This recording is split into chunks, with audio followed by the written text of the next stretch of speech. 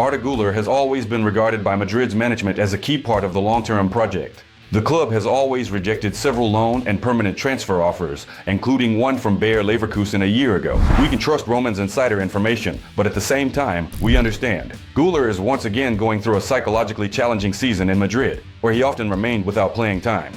And only now has he gained Carlo's trust, and he is justifying that trust on the field, and is working hard. It's obvious that the Guler we saw in September is different from the one we see today. Very little.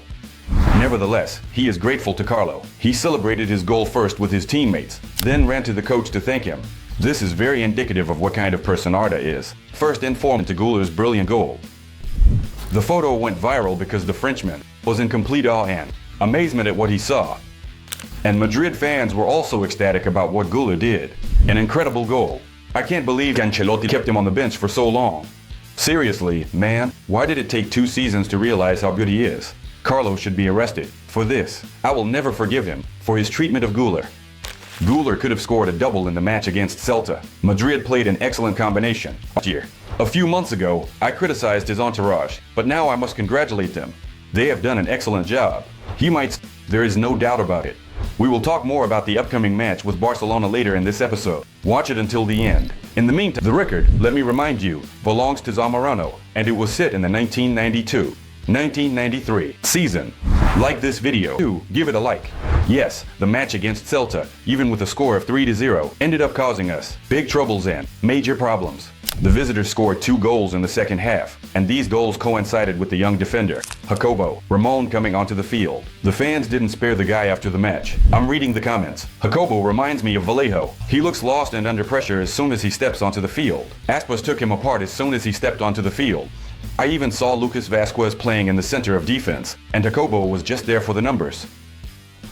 But, friends, let's be fair, because the issue with these conceded goals isn't just about this young guy. Who came onto the field? We have a lot of injuries, and Carlos simply has no one to put in defense when Rolasencio needed a substitution. So the whole team is responsible for the result, not just Jacobo, Ramon, and Feed's comment after the match is the most appropriate and fair. Let's take a look at the player ratings for this match. I do this regularly, and for that, I go to a special app for Madrid fans. You can download and install it too. Very convenient. I recommend it. You can find the link in the pinned comment. So, what do we see? Guler is rightfully the first star of the match. I agree with this 100%. Mbappe also played excellently in this game with 2 goals. And we also need to acknowledge Courtois' work because he made 5 saves. If it weren't for those saves, I don't know if Madrid would have won. Courtois is one of the best players in this match. Who do you highlight in this match? Please write in the comments. Maybe you think someone else performed well enough to be added to this group of top players according to the Madrid fan app. El Confidence. So, let's look at the standings, and we see that the gap with Barcelona is 4 points. We have a crucial game against Barcelona ahead of us. We have El Clásico ahead, as well as Mallorca, Sevilla, and Real Sociedad after the Clásico. Let's also evaluate Barcelona's schedule at the end of this season in the Spanish La Liga. Espanyol, Villarreal, and Athletic Bilbao. So, what do you think? Who has the easier schedule? I think our schedule is a bit easier because Barça has strong opponents like Villarreal and Bilbao. And it's an away game. Maybe one of these opponents will stop Barça. But first and foremost, we need to focus on the El Clásico match, where we need nothing but a win.